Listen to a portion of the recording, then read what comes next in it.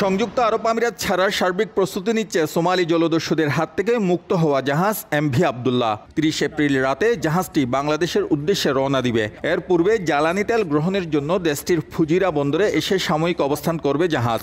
আগামী ১১ মে দিবাগত রাত অথবা ১২ মে ভোররাতে এমভি আবদুল্লাহ ২৩ নাবিক সহ বাংলাদেশের কুতুবদিয়া চ্যানেলে পৌঁছাবে। এদিকে জাহাজের ক্যাপ্টেন আব্দুর রশিদ জানান, নাবিকরা অত্যন্ত ফুরফুরে মেজাজে রয়েছে। তারা ভিসা পেয়েছেন। শারজা অবস্থানকালীন নাবিকরা পরিবারের জন্য শপিং করেছে। বর্তমানে আবুধাবিতেও নাবিকরা টুকটাক শপিং সহ নিকট আত্মীয় স্বজনদের সঙ্গে দেখা করেছেন। বাংলাদেশ মিশন আবুধাবি ও বাংলাদেশ কনসুলেট দুবাইয়ের পক্ষ থেকে তাদের সার্বিক খবরাখবর রাখা হচ্ছে। শারজা অবস্থানকালীন জাহাজে নাবিকদের সঙ্গে দেখা করেন বাংলাদেশ আওয়ামী লীগের কেন্দ্রীয় পর্যায়ের কয়েকজন নেতা। এই সময় জাহাজের মালিক শাহরিয়ার জাহান রাহাত ও অন্যান্য কর্মকর্তারা তাদের সঙ্গে ছিলেন। গত ১২ মার্চ আফ্রিকার মোজাম্বিক থেকে কয়লা বোঝাই করে সংযুক্ত আরব আমিরাতে আসার পথে সোমালিয়ার জলদস্যু দ্বারা আক্রান্ত হয় বাংলাদেশি পতাকাবাহী জাহাজ এমভি আবদুল্লাহ।